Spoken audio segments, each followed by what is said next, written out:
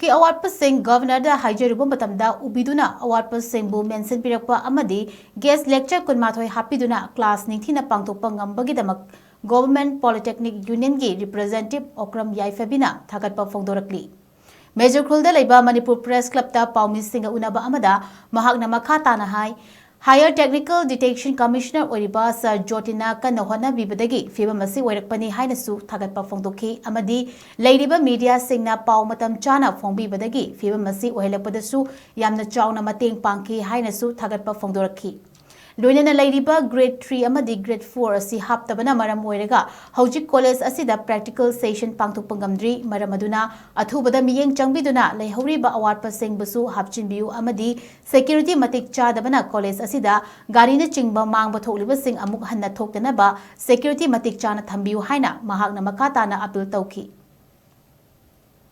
Higher Technical Education gi Commissioner Sajofri Basu akoina haninga letna thagatjaba phongdokjari mahangna maram oiduna mahangna mayam kanna honna bibana maram oiraga akoina siyongna mai pakpa ngamjabani aduga ahum subada akoina press meet ki kuthangdagi sumaina akoigi Awatpasing se haiba matamda matang chana coverage tawbibana maram oiraga sumaina yoba ngamjabani adugi damakta jo press meet singbu thagatjaba phongdokjari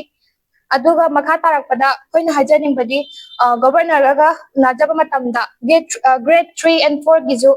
hajagi bane ado grade 3 ga 4 ga laktabra si laktabana maram moiraga akoigi left kumbadi tawdri grade 3 4 manung jida yawna maram moiraga left adagi instruct laitabana maram moiraga practical amata tawjadri huju phawbagi di aduna Yaragadi hariba singse ato matamda masini ka happy na ba miyeng singjari aduga hantak na 21 guest lecture la ko maram matamasida pharmacy gi oja amasu manglang la ko matamda ma na class lo raga tholakpada magi two wheeler gari masu mangre aduna smaina security ka laitabana maram maraga ma ta toliba sigumba siso